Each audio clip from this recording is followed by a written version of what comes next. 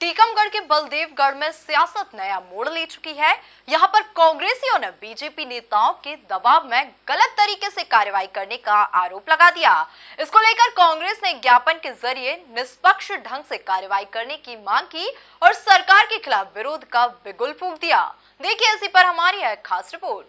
कांग्रेसियों ने बलदेवगढ़ पहुंचकर थाना परिसर में धरना दिया और आरोप लगाया कि पुलिस बीजेपी नेताओं के इशारे पर काम कर रही है। कांग्रेस के समर्थन में पोस्ट डालने भर से मुकदमा कायम कर लिया जाता है। इस दौरान उन्होंने एक बुजुर्ग के साथ पुलिसकर्मियों की मारपीट के बारे में भी जानकारी दी। कांग्रेस के कार्यकर्ताओं को 2 बस उठा के और थाने में ले आते हैं और फिर इसके बाद उनको जेल भेज देते हैं। आज हम लोगों ने यहाँ जो है ना बैठ के पूरे कार्यकर्ताओं ने मिल के इस बात की यहाँ पूरे के पूरे थाना और ये एडिशनल सबके सामने ये चेतावनी दी है कि इस प्रकार से अगर कांग्रेस के कार्यकर्ताओं के साथ ये होगा तो हम सब लोग गिरफ्तारी देने के लिए तैयार हैं और यहाँ जन आंदोलन बनेगा। यहाँ सच्चाई भी ये है कि हाथ से हाथ जोड़ो कार्यक्रम चल रहा था, जिसमें हमारे दिग्विजय सिंह जी और पूर्व विधायिका चंदा सिंह जी के द्वारा हाथ से हाथ जोड़ो एक कार्यक्रम में जैसी रैली निकाली तो उसमें एक व्यक्ति हमारे साथ जो कार्यकर्ता चल रहा था उसको उठा के और उसके ऊपर आपने मुकदमा भी बना दिया और उसको जेल भी भेज दिया। ये दोषपूर्ण कार्रवाई है और यहाँ के कर्मचारियों ने इस बात को स्वीकार भी किया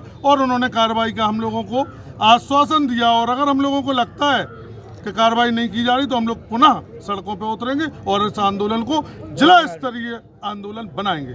किसके कहने पे मुकदमा किया गया? हाँ, भारतीय जनता पार्टी के विधायक राहुल सिंह, वो ये उनका ये छोटा मतलब एक इशू है उनका। ये वो एक खुल के बात करते हैं कि अरे साहब कोई भी अगर फेसबुक पे एक पोस्ट में कांग्रेस के नाम से कर दे तो वो फोन लगा के थाना प्रभारी से कहते हैं कि इसने कांग्रेस की पोस्ट की है, इस पे मुकदमा दर्ज। पार्टी के कार्यकर्ता द्वारा क्या ऐसा क्राइम अपराध किया गया था? अपराध मैं बता रहा हूँ। कांग्रेस का झंडा लेना अपराध है, कांग्रेस के नेताओं का स्वागत करना अपराध है। यदि आपके दरवाजे कोई कांग्रेसी नेता आए तो आप उसको बिठा लोगे तो ये अपराध, और क्या अपराध है? फेसबुक पे यदि किसी ने लिख दिया कि कांग्रेस पार्टी को वोट दो, कितने मुकदमे हैं आपको मैं कितने गिना दूं? मैं जहाँ हाथ जोड़ो यात्रा में जा रहा हूँ, मुझे कम से कम 10 लड़के ऐसे मिले कि उन्होंने सिर्फ उनका ये कहना है कि हमने फेसबुक पर लिख दिया कि कांग्रेस पार्टी को वोट दो तो उनको एफआईआर। ये कोई क्राइम है? आप बताइए। ये 70-75 साल के वृद्ध हमारे वरिष्ठ हैं यादव जी, इनको पुलिस वालों ने मारपीट की। ये कहाँ, ये कौन सा क्राइम किया है इन्होंने बताइए? ये कौन से आपको लगते हैं कि आदतन अपराधी हैं जिनके साथ मारपीट करी? इनकी उम्र देखिए आप, हमारे दादाजी पिताजी की उम्र से भी ज़्यादा उम्र उनकी है, उनके साथ ऐसी मारपीट। एक व्यक्ति का सम्मान गलत, आप रोना आ गया उनको। देखो आप, अगर ऐसे लोगों के साथ अन्याय होगा हम चुप बैठेंगे, भले हम विपक्ष में हैं, हम यहाँ आज वर्तमान में जनप्रतिनिधि नहीं है, लेकिन इनकी लड़ाई लड़ने के लिए हम हाथ से हाथ जोड़े, हम गाँव गए इनके लिए लड़ने के लिए। हमने यही कहा, हमने वरिष्ठ अधिकारियों से ये कहा कि आपको जितने मुकदमे करने हैं हमारे ऊपर कर दो, हमारे जिलाध्यक्ष पे कर दो, हमारे हम लोगों पे कर दो। क्या कहता हूँ पे आम आदमी पे, गरीब आदमी पे मत करो, वो नहीं झेल पाएंगे, वो पेट से टूटे हैं, मजदूर हैं, गरीब है, हम पे मुकदमा कर दो, आप हमें जेल भेजो। वहीं जिस बुजुर्ग शख्स के साथ मारपीट का आरोप लगाया गया था उसको लेकर एसडीओपी ने बताया कि यह विवाद का मामला था जिसमें पुलिस ने कार्रवाई की थी। वहीं मामले में परिस्थितियों का हवाला देने की बात की जा रही है।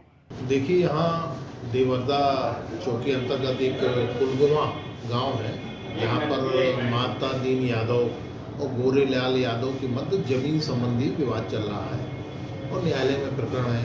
गोरेलाल इस समय कब्जे में है। इस बात पर से इनमें आपस में मनमुटाव रहता है। तो 14 तारीख को गोरेलाल के लड़के की रिपोर्ट पर माता दीन वगैरह के खिलाफ मारपीट का प्रकरण दर्ज हुआ था और इसी के चलते स्थिति तनावपूर्ण होने के कारण पुलिस के द्वारा दूसरे दिन धारा 151 पर माता दीन को गिरफ्तार किया गया। तो इसी बात को लेकर कि माता दीन के विरुद्ध फर्जी मुकदमा दर्ज किया गया है, गलत तरीके से जेल भेजा गया है। इस बात को ध्यान में रखते हुए ये लोग साहू जिलाध्यक्ष कांग्रेस के नेतृत्व में करीब 150-200 लोगों ने आके ज्ञापन दिया है और मांग की है कि इनके विरुद्ध कार्रवाई की जाए। सर, फरियादी का कहना है कि जमीन का ऐसा कोई मामला नहीं है, राजनीतिक मामला कुछ ऐसा बताया जा रहा है। देखिए, ये उनका कहना है, लेकिन इन दोनों के बीच में बहुत पहले से ज़मीन संबंधी विवाद चल रहा है और इसी बात पर से 14 तारीख को मारपीट हुई है, मेडिकल हुआ है, तो इसको प्रथम दृष्टया गलत तो नहीं कहा जा सकता और जांच का विषय है। जांच के बाद इसमें पुलिस जो भी है उसमें वैधानिक कार्रवाई करेगी। सर, आपके स्टाफ के द्वारा फरियादी की बेवजह मारपीट की गई, उसने बताया क्या? ये आरोप लगाया है, किंतु परीक्षण के बाद ही इसमें कुछ कहा जा सकता है कि बात में कहाँ तक सत्यता है और वो कौन सी परिस्थितियाँ थी। हालांकि अब इस मामले में पीड़ित की भी पीड़ा सामने आई है, जिसने एक बार फिर पुलिस पर मारपीट का आरोप लगाया। कहाँ के हो? क्या है मामला, क्या हुआ था? मामला ये हुआ था साहब के दाऊद साहब गए थे हमारे यहाँ, तो भी उनको जो कुछ भी हमको स्वागत किया और वो आदमी बगल में था, तो दाऊद साहब ने किया, उसने दौड़ लगाई गाड़ी लगा के और नहीं जाने का कितना रमपुरे गाँव चार विधायक लोग दाऊद साहब आ गए और इसने तत्काल हमारी रिपोर्ट की, हमारे मोड़ा को गिरफ्तार किया है, उनको बंद कर दिया, हमको मारा पीटा है। हम सब घर भी नहीं थे, हमारे बच्चा नाती वगैरह 8 बजे रात की लौटे और रिपोर्ट हुई। किसने मारा था? किसी ने नहीं था मारो उसको। नहीं, आपको किसने मारा? हमें मारो तो सब पुलिस दरोगा जी जोधा चौकी पर भाई सेन सिंह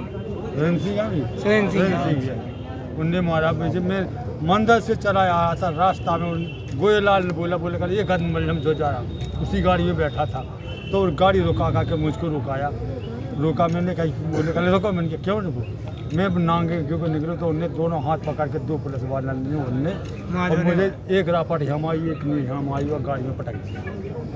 सब पूरे दिन बैठे भूखे प्यासे, शाम के 5:30 बजे या 6 के बीच में छोड़ो, तो मेरे बच्चा को गिरफ्तार करने के बाद जेल का भेज दो, मैं अपने घर रात के पहुँच पाया सब 9 बजे, ये क्या करूँ? ठीक मांग कर। चुनावी साल में इस तरह के नजारे दिनों दिन देखने को मिल रहे हैं, जिसमें कांग्रेस और बीजेपी के कार्यकर्ताओं के बीच आरोप प्रत्यारोप का आरोप लगाया जा रहा है। Bureau report, MP news, Tikamgarh.